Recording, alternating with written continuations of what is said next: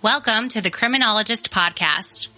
Our goal here is to educate and enlighten our listeners, focusing on the latest and greatest evidence-based interventions to help individuals desist from a life of crime and delinquency.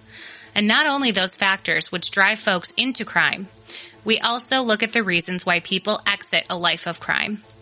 Also, we attempt to paint an accurate picture of that journey from the perspective of the justice-involved individual. Too often, our perceptions of those involved in the system are tainted by media-driven caricatures created to sell newspapers or movie tickets. This adds little to a healthy dialogue as to how to best address criminality. This podcast will avoid stereotypes and biases.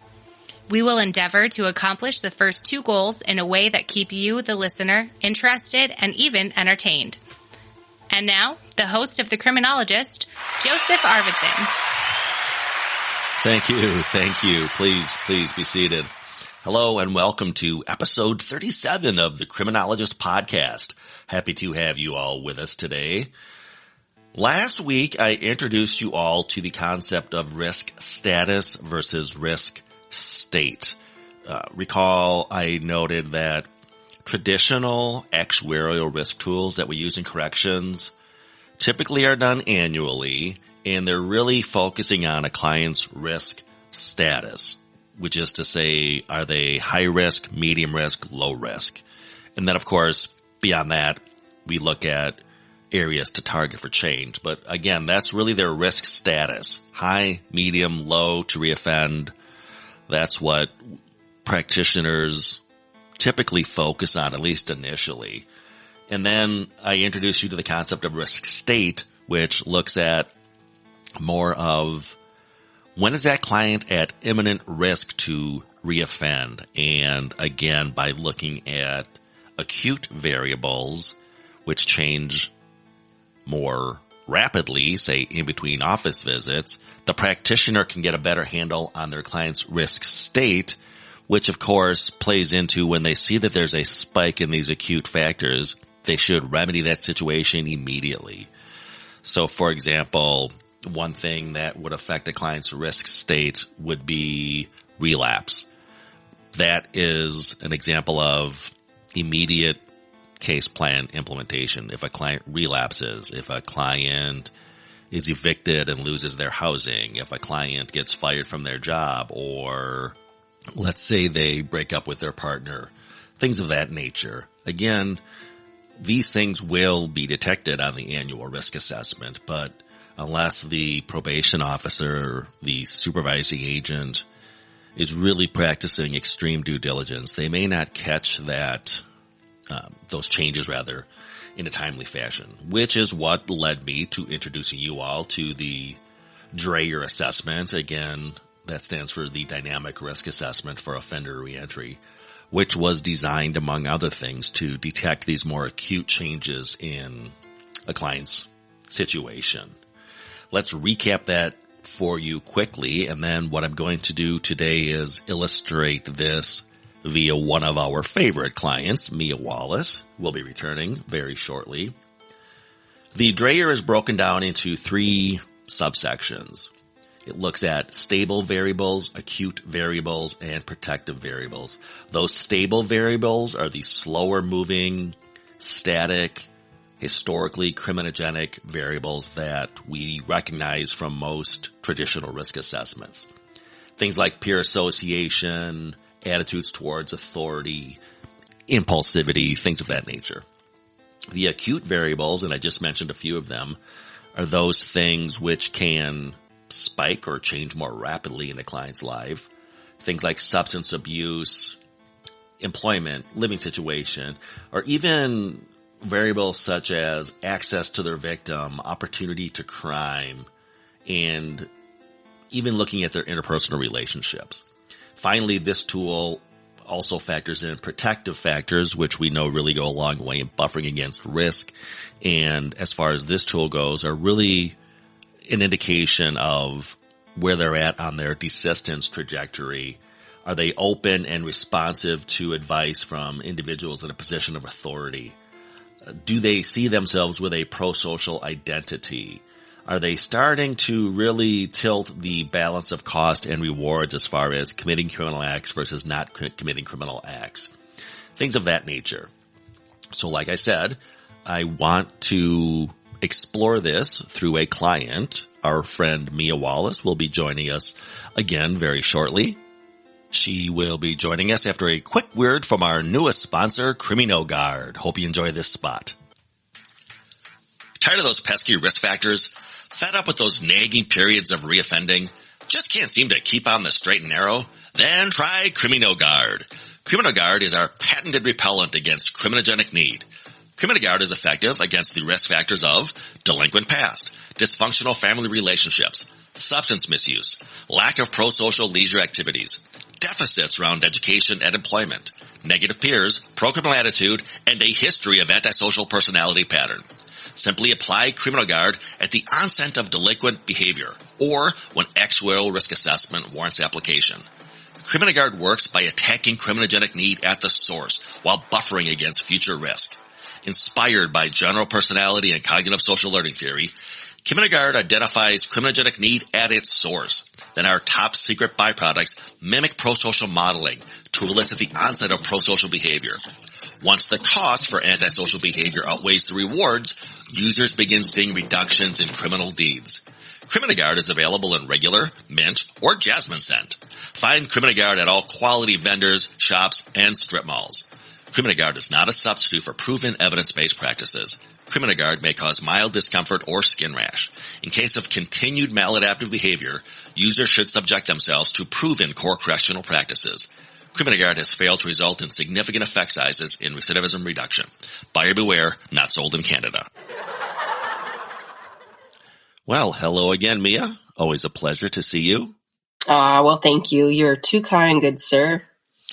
Last time we went over lots of stuff, as I recall. We practiced some social skills around avoiding trouble with others, and I know we started work charting out your social capital by working on a sociogram.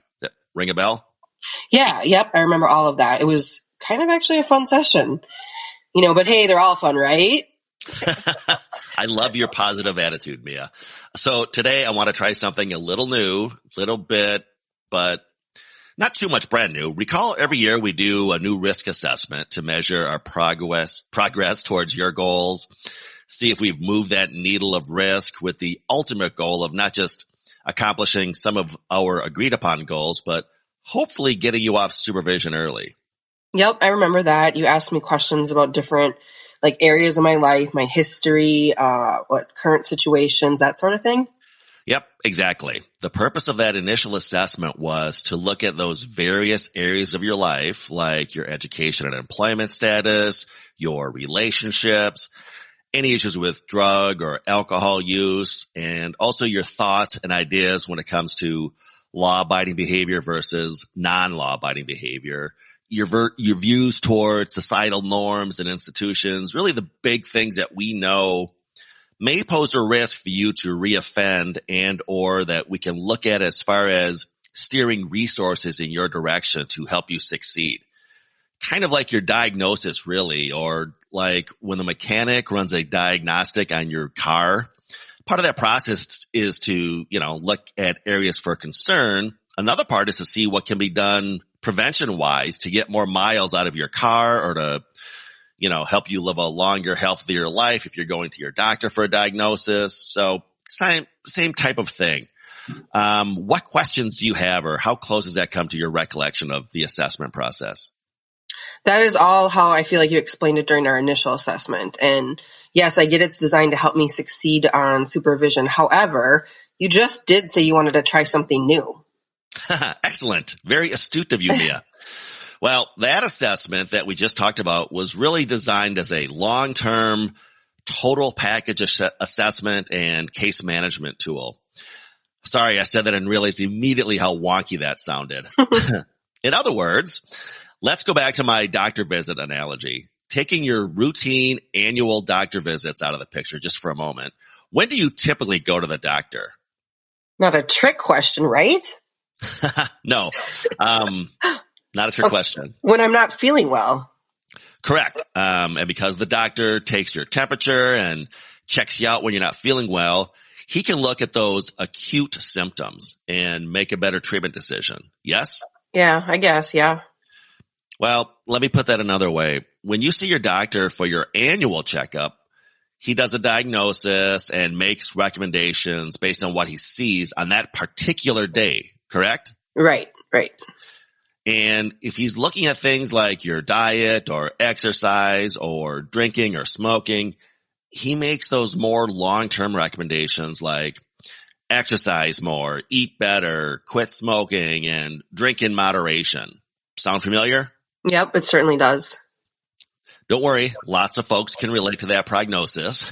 But if you happen to have a fever that day and he takes your temperature, he would be in a position to make a much more timely diagnosis, correct? Sure. If I happen to go there on that day that I have the flu, then he could treat me for the flu. But if people don't go to the doctor on the days they're sick, they don't get that diagnosis and treatment. Bingo, Mia. If you only see your doctor, say, the first of the year for your annual checkup, he's really limited in how he can help you. And with probation officers only doing your risk assessment once a year, it somewhat limits us in our ability to make you, to treat you rather in a more timely manner. Okay, that makes sense, but what can you do about it?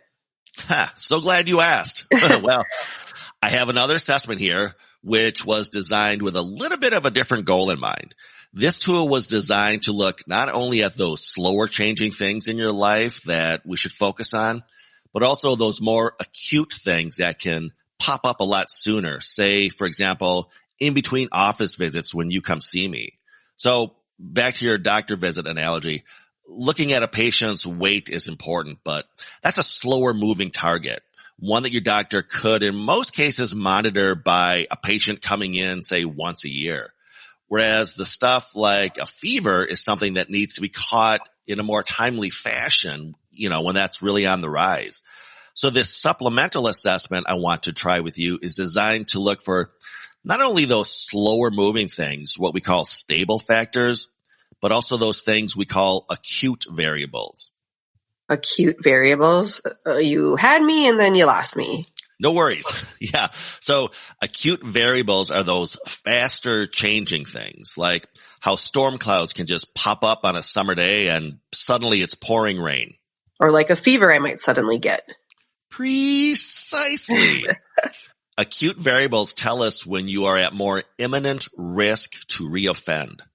So if you're able to tell me when my storm clouds are brewing, you don't have to wait for my annual report to tell me to wear a raincoat. You could teach this stuff, Mia. Well, give me a good letter of recommendation then. All right. Finally, some of the questions on this scale look at what we call protective factors. As the name implies, those are items that buffer you against risk to reoffend. And of course, they also tell us that you're moving closer to desistance. Yeah, right. Okay. And then my future crime-free self. Exactly.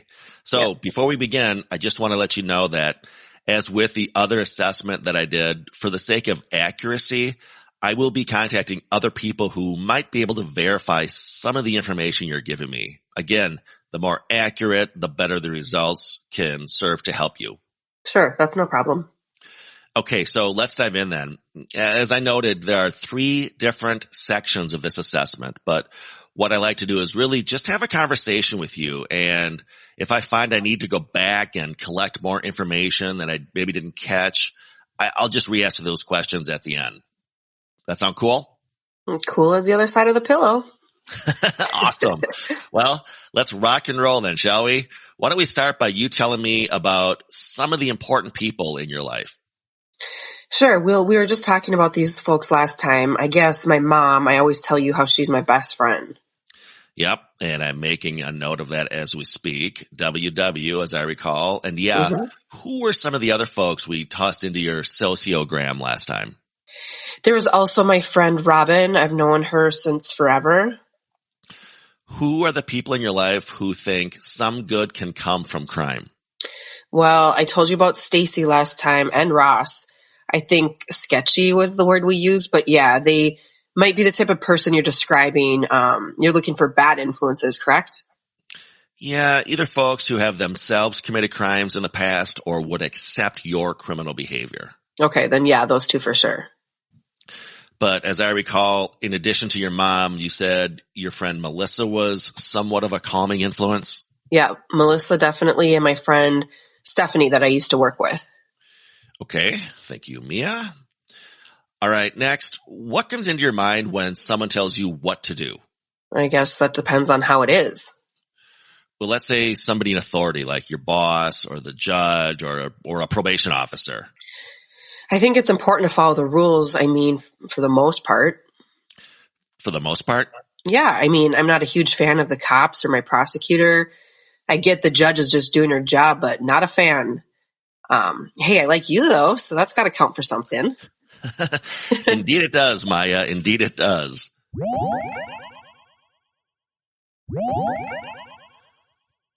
Okay, update your employment status for me, please, Mia. I was working pretty steady, but then I got laid off because of the pandemic. So just been collecting the money the feds have been giving folks who lost their jobs, due to COVID. All right. So did you get laid off? Like they might take you back? I'm not sure. They are kind of just stringing me along. But yeah, I should probably start looking for another job, I guess. And how long have you been out of work? It's been a couple months now. And has that change in employment status had an effect on your living situation at all? I'm kind of up against my rent, so maybe moving back in with my mom or Stacy, just not really sure. Well, as an aside, let's get a handle on that, okay? Again, not really concerned where you live. Just make sure you always let me know, where you're staying. Oh, yeah, of course.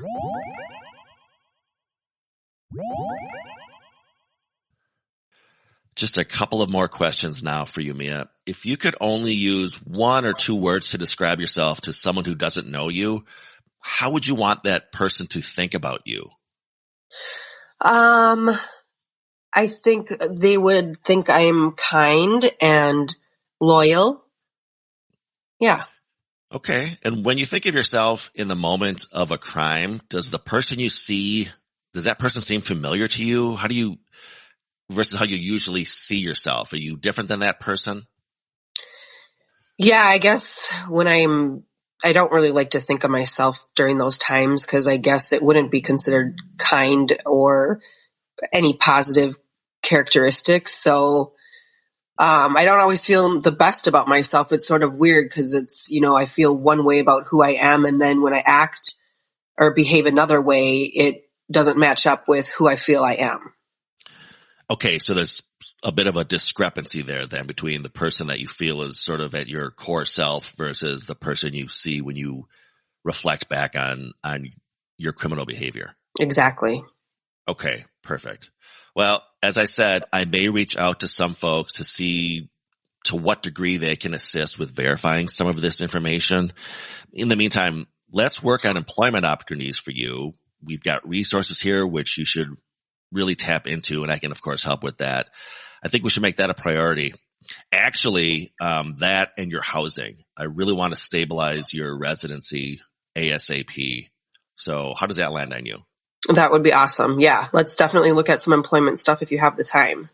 I do. In fact, let's do that right now. Give me 1 second to access this database. I really want to get you stabilized on housing too. That's something we need to address immediately. That would be, again, one of those acute things that we talked about earlier, sort of like the fever popping. So let's make that a priority. And again, give me just 1 second here, and I'm going to pull up some resources to assist you with that right now. A quick break from the show to give a shout out to our friends at APHIS, the American Institute for the Advancement of Forensic Studies. APHIS is a professional organization dedicated to uniting the forensic communities of criminal justice, education, law, medicine, and psychology. APHIS is a leader in building relationships within the forensic community, locally and nationally. The mission of the American Institute for the Advancement of Forensic Studies is to provide quality education, training, consultation, and research in the forensic studies to professionals and students. APHIS is a leader in connecting members with one another to help facilitate professional growth, increased competency, and awareness in forensic mental health studies. For details as to upcoming training events, webinars, or publications, please visit them at www.aiafs.com. And now, back to the show. Okay, welcome back, and thank you once again, Mia, for helping us illustrate that DRAOR assessment interview. To be clear, what I was giving you there was a snippet or a flavor or a taste of what that full DRAOR assessment interview might look like. That's why, for example, when you were hearing the passage of time sound effect that I was attempting to throw in there, was to illustrate that I was segueing from one subsection to the next. So I started with a couple of questions around static variables, and then I went into a couple of questions around acute variables, and then I ended with a couple of questions around protective factor variables. And then actually, as you can see, because some of the acute variables, which again are reflective of more imminent risk, surfaced during this interview, what I tried to show there and what we didn't recreate for you would be my intervention to address those acute variables, which in Mia's case were really around her housing stability. So again, I did this last week when I introduced this tool. Before I forget, I want to credit Dr. Starin for his tool, the DRAOR, and his great team up there at Carleton University. So one of the things, again, we talk about the due diligence model. Dr. Starin talks about this. When we rely simply and solely on those more traditional annual criminogenic risk assessments, we're not always going to catch the things that you just heard me catching in this interview with Mia. And so the key is really in responding to increases in acute dynamic risk.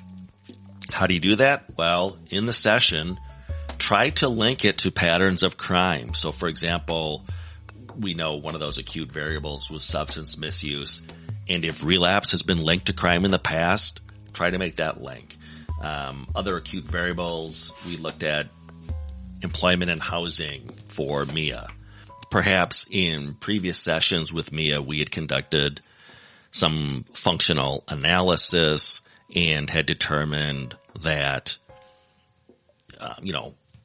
unemployment or changes in employment or changes in her housing situation triggered her to offend. This is something we'd want to bring up in session.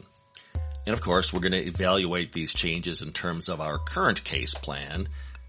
And we really want to target specifically those areas to reduce the likelihood of reoccurrence, reduce the impact. We might do this through role playing. We might assign homework, or we really might consider other referrals.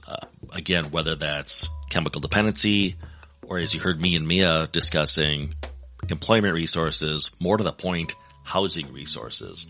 And then following the session, document, maybe review and increase the frequency of contacts. A home visit might be in the works here for Mia. Again, not to try to catch her, but just to really check on stability. Like I said, after session, maybe contact other service providers, review her case plan, revise risk management strategies, maybe staff this case with other staff members. But again, we're doing this all in response to a spike in those acute factors, which is really the beauty, one of the beauties of the DRAOR assessment. It really is a hands-on, session-to-session case management tool designed not to replace, but to augment your traditional long-term assessment tools, whether those are from the LSI family of tools or any other criminogenic tool that your agency is currently using. Now, if you are intrigued by the DRAOR assessment and its implications in promoting and advancing the desistance from crime process, I encourage you to check out my YouTube channel, The Criminologist, specifically my video I created entitled Desistance from Crime Interventions. I will leave a link to that specific video in the episode description of this podcast that you're listening to. Or if you want to learn more about the DRAOR assessment itself, please feel free to reach out to me at thecriminologistpodcast@gmail.com. That's thecriminologistpodcast@gmail.com, and we can discuss those possibilities with you and or your agency. Remember, the Paragon Group can assist you with training needs around the level of service case management inventory, the DRAOR, or its prison counterpart, the SDAC 21. To recap, DRAOR stands for Dynamic Risk Assessment for Offender Reentry, and the SDAC 21 is its prison counterpart. That stands for Structured Dynamic Assessment for Case Management. There are 21 items in that scale. Back next week with a fresh episode. In the meantime, you may contact the show or reach out to us through our website, theparagongroup.llc.com, for training or presentations as to evidence-based practices and or implementation. Or, of course, the topic of desistance from crime. I will leave a link to the Paragon Group as well as the aforementioned YouTube video regarding desistance from crime and interventions. Remember to follow us through our Facebook page and or our Instagram page at The Criminologist Podcast. New images are being added all the time to our feeds. Don't miss out on that. Again, you can contact me, Joseph Arvidsson, on LinkedIn and follow both The Criminologist Podcast and the Paragon Group on their respective LinkedIn pages. Lastly, if you have not already done so, subscribe to our YouTube channel for additional content as to what you heard on this podcast. That's the Criminologist YouTube channel. Merchandise is available. If you are interested, reach out. If you believe in what we're doing on the show, please spread the word. Tell a friend or a coworker or a colleague about us. Ask them to subscribe to the show. And of course, do so yourself if you've not already subscribed to this podcast. And always remember, folks, there's no them. There's only us.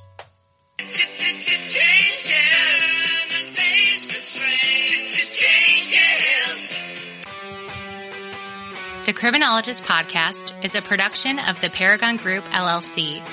For speaking engagements, interviews, program design, training opportunities, or to contact the host, please visit us at theparagongroup.llc.com. Click on the Contact Us tab in the upper right-hand side of the page. Be sure to give us a 5-star review, and thanks for listening. The thoughts, statements, and opinions of the host and cast members do not necessarily reflect the views of their employers and are those of the host and cast themselves. Any discussion regarding client statements, behaviors, actions, or crimes are purely fictional and are used only for the purposes of example. Any examples that could be deemed to be related to an actual individual or individuals are incidental.